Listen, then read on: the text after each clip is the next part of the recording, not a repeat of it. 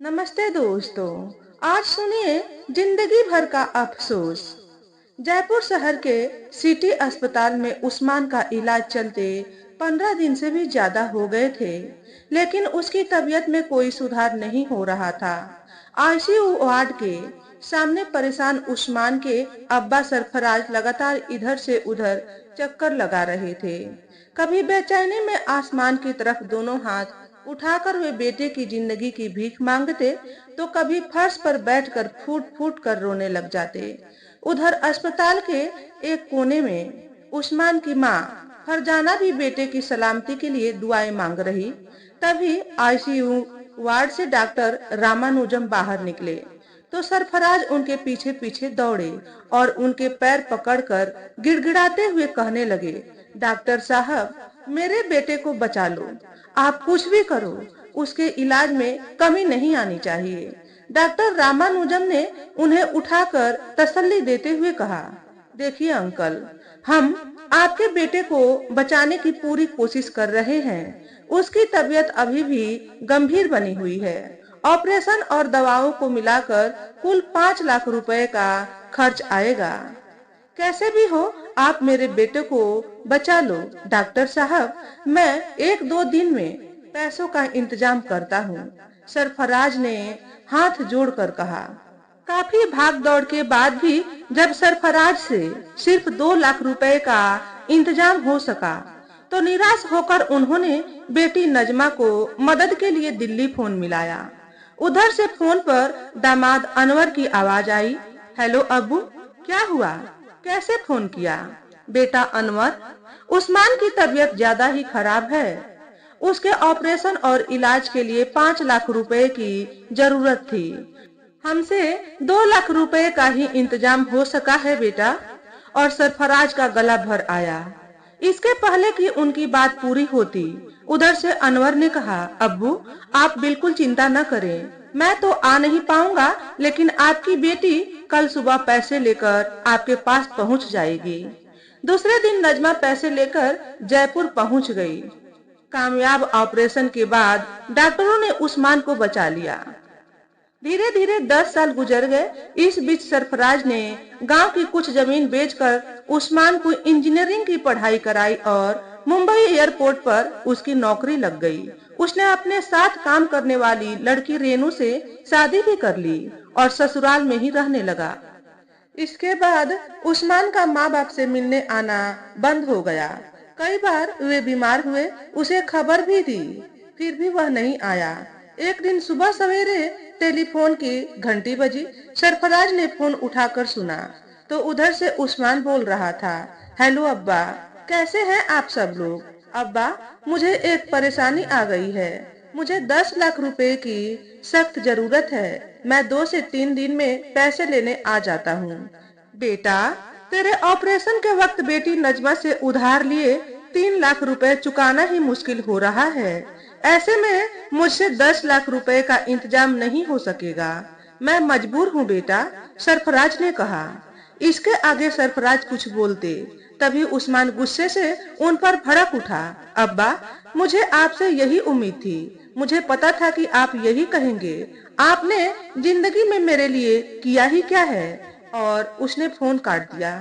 अपने बेटे की ऐसी बातें सुनकर सरफराज को गहरा सदमा लगा। वे गुमसुम रहने लगे। सारा दिन घर में पड़े पड़े वे बड़बड़ाते रहते। एक दिन अचानक शाम को सीने में दर्द के बाद सरफराज लड़खड़ाकर गिर पड़े, तो बीवी फरजाना ने उन्हें पलंग पर लिटा दिया। कुछ देर बाद डॉक्टर ने आकर जांच की और कहा, इनकी तबीयत बहुत ज्यादा खराब है, इन्हें बड़े अस्पताल में ले जाना पड़ेगा। कस्बे के नजदीक जिला अस्पताल में सारी जांचों और रिपोर्टों को देखने के बाद सीनियर डॉक्टर ने फरजाना को अलग बुलाकर समझाया और कहा कि वे सरफराज को घर ले जाकर खिदमत करे। डॉक्टर साहब की बात सुनकर घबराई फरजाना ने बेटे उस्मान को फोन कर बीमार बाप से मिलने आने की गुजारिश करते हुए आखिरी वक्त में साथ होने की दुहाई भी दी। उधर से फोन पर उस्मान ने अम्मी से काफी भला बुरा कहा। गुस्से में भरे उस्मान ने यह तक कह दिया, आप लोगों से अब मेरा कोई रिश्ता नहीं है, आइंदा मुझे फोन भी मत करना। बेटे की ऐसी बातें सुनकर फरजाना घबरा गई। उन्होंने नजमा को दिल्ली फोन किया।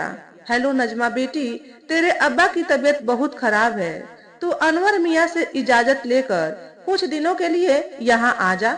नजमा ने उधर से फौरन जवाब दिया, मम्मी आप बिल्कुल मत घबराना, मैं आज ही शाम तक आपके दामाद के साथ आपके पास पहुँच जाऊंगी। शाम होते होते नजमा और अनवर जब घर पहुँचे तो खानदान के लोग सरफराज के पलंग के आसपास बैठे थे।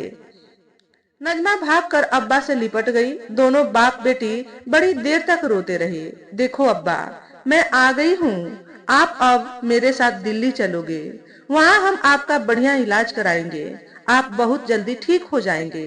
नजमा ने रोते रोते कहा। आंखें खोलने की कोशिश करते हुए सरफराज ने बड़ी देर तक नजमा के सिर हाथ फेरा और कहा, नजमा बेटी अब मैं कहीं नहीं जाऊंगा, अब तू जो आ गई है मुझे सुकून से मौत आ जाएगी। ऐसा मत बोलो अब्बा, आपको कुछ नहीं होगा। उस दिन अम्मी को बुलाकर उसने कह दिया, अम्मी आपने खूब खिदमत कर ली, अब मुझे अपना फर्ज अदा करने दो। उसके बाद तो नजमा ने अब्बा की खिदमत में दिन रात एक कर दिया। समय पर दवा, चाय, नाश्ता, खाना, नहलाना और घंटों तक पैर दबाते रहना। सारी सारी रात पलंग पर बैठकर जागना उसका रोजाना का काम हो गया। कई बार सरफराज ने नजमा से मना भी किया, लेकिन वह हर बार यह कहती, अब्बा आपने हमारे लिए क्या नहीं किया, आप भी हमें अपने हाथों से खिलाते, नहलाते, स्कूल ले जाते, कंधे पर बैठाकर घुमाते थे, सब कुछ तो किया। अब मेरा फर्ज अदा करने का वक्त है, मुझे मत रोको अब्बा। बेटी की बात सुनकर सरफराज चुप हो गए। नजमा की खिदमत ने करिश्मा कर दिया। सरफराज की सेहत में सुधार होता चला गया।